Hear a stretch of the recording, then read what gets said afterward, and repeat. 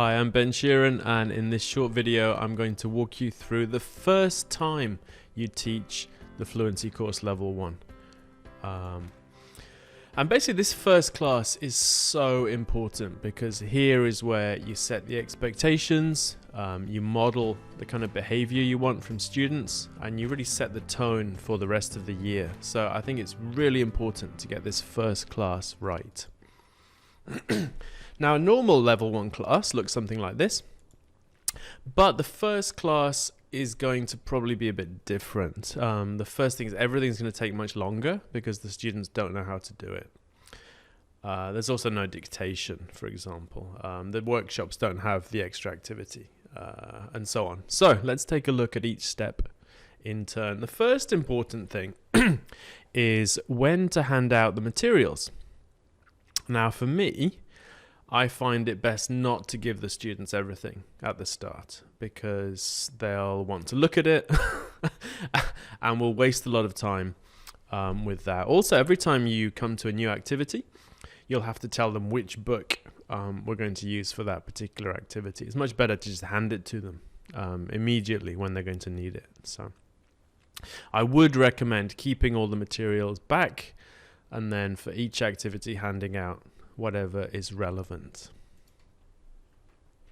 And the first activity is the question sheets. I think this is a good one to start with because it's very easy to understand.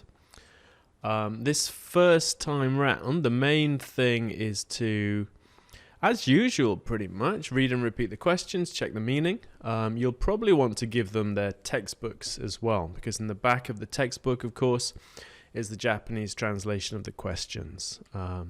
Hopefully you've already watched the other level 1 videos, so you understand what each activity is and how to do it normally. And so today we're just going to really cover the variations. So the main variation here is modeling the pair work. So after you've checked the meaning and done read and repeats for all the questions and answers, now you start with the pair work. And it's really important to model this, I think. So things I want to see during this pair work is I want to see the students making eye contact and engaging and being friendly towards their partners, right? I think it's important for the students to stand up. I think if they sit for this activity, it's quite easy to get kind of slouchy and kind of develop bad habits. But if you're standing up facing your partner, it's much easier to do this properly.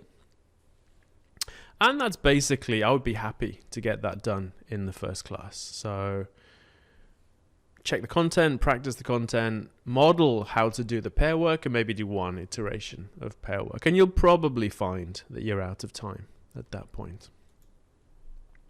Next is the workbook, so obviously we'll hand it out. And the first unit of the workbook doesn't have the extra challenge, which I think is fine. This first week we're still finding our feet. In fact, for the first week, I'd probably be happy just to have the students copy the questions and then try to write their answers. Maybe not even bother with the extra content, with the plus. Unless you have students that are really good and find this activity super easy. That's as far as I'd go with this. It's probably going to take a fair amount of time anyway. Encourage the students at this point to ask questions. And this is a great unit to do that with because often the students won't be able to spell whatever sport they do. They might have forgotten the names of the months. They might not remember how to spell the months. This is a great opportunity to model the students asking, what's this in English, or how do you spell this, and being active in class, putting their hand up and asking the teacher, and then you can write it on the board or help them directly. I think that's a really important behavior to model in this first class because we want the students to be active and take responsibility for their learning as well. After that, we'll go on to the vocab test, and I find it really useful to model Quizlet as well. So if you have a computer or a TV that's linked to a computer, I would just pull up Quizlet and do it as a class. And we want to model the kind of behavior that students are going to use to practice Quizlet. And for me, the basic kind of Quizlet activity is we're going to do this Tango Cardo, the flashcards activity. where they have the English and then the Japanese. And for me, we have the English and they hear name. I want them to repeat that name. And then I want them to think, what is this word? What's the Japanese for this word? And think about it. And if they know it, I encourage them to say it here. And then we can flip the card and check. And then we go back to name and they repeat name again. So it's a kind of 3 steps, right? So repeat the English, think about the Japanese, see if you were right, and then repeat the English again. I don't have them repeat the Japanese. I think that's a bit pointless. So they're just confirming the meaning with that. And so we go through the 25 items. After that, I'll show them how the test works. So they click on test. And I generally encourage them to use the multiple choice questions only. And then we'll go through a test together, have them call out the answers, and just model that kind of Quizlet preview activity. It also previews the items for the vocabulary test. The next thing is we will read and repeat the English, and they have a chance to check the Japanese. This is on page 1. They don't read the Japanese, and we can do this fairly quickly. And then we'll turn the page, and I'll give them 2 minutes on the timer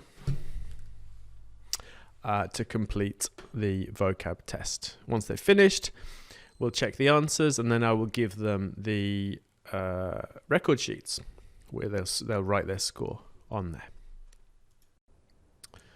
And then we'll go on to the timed reading exercises. Now, this first lesson, a lot of students might have trouble with this. They might not be used to reading. They might find this activity a bit intimidating. So generally, I will read the first 2 texts aloud.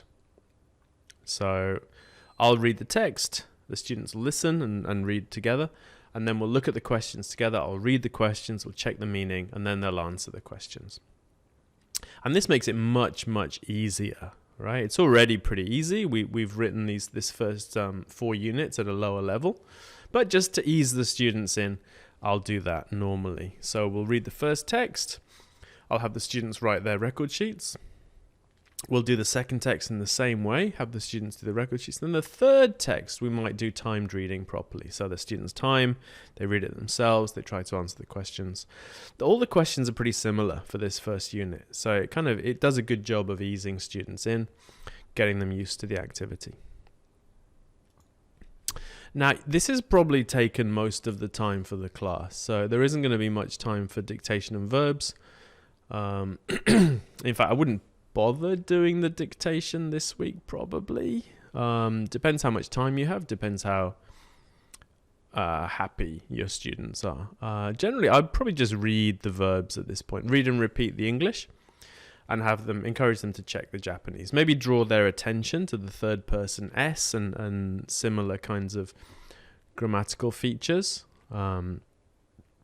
Like the way, the word order reverses on questions and stuff like that. And then if there's time, maybe do the dictation. If there's time, maybe do the verb quiz. But I'd probably skip them, to be honest, if we're running out of time. And then the final conversation, probably just do read and repeat. If there's time, have them maybe do it in pairs, maybe try to memorize the conversation. But it's unlikely. I generally find that we're out of time at this point. And that's it. So that's basically the first class of level 1 of the Fluency course. It's introducing the students to the activities, modeling behavior, and making sure that everyone knows what they're supposed to do. And that knowing what they're supposed to do goes a long way into making students feel safe. And if students feel safe, they're more likely to enjoy the class, and they're more likely to actually get better at English. So that's the key kind of objective for these first couple of classes. Get everyone used to how the class works and get everyone feeling comfortable, basically. If you'd like to learn more, of course, you should go to the website down below. You should watch more of these videos, or you could join the Facebook group. So all of that's in the description below.